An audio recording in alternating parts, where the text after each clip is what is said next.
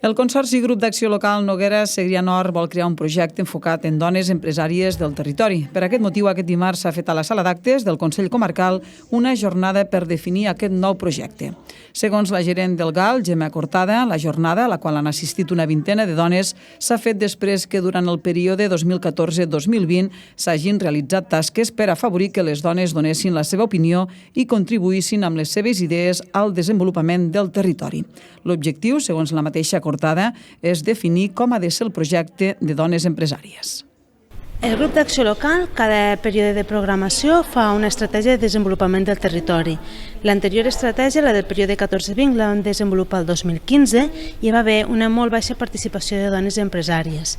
Per tal d'afavorir el tema de la igualtat i que totes les veus siguin representades, durant aquest període hem treballat amb les dones empresàries per tal que quan tornéssim a fer la propera estratègia de desenvolupament rural, que l'han fet el 2022, la veu de les dones empresàries també fos representada. Algunes de les línies de treball a seguir per impulsar un projecte estratègic de dones empresàries i sobre les quals s'han pronunciat algunes de les assistents en la jornada d'aquest dimarts fan referència a la creació de xarxa entre elles, a la formació, l'intercanvi d'experiències o també a un acompanyament empresarial amb visió de gènere, entre altres.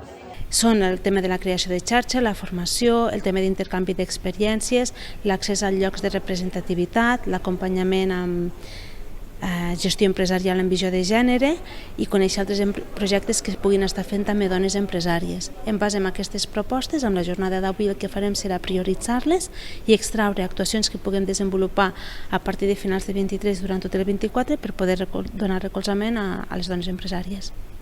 A partir d'ara, i en base a les propostes realitzades des del GAL, les prioritzaran i definiran les actuacions a desenvolupar a partir de finals d'aquest any i durant tot el 2024 per donar així suport a les dones empresàries.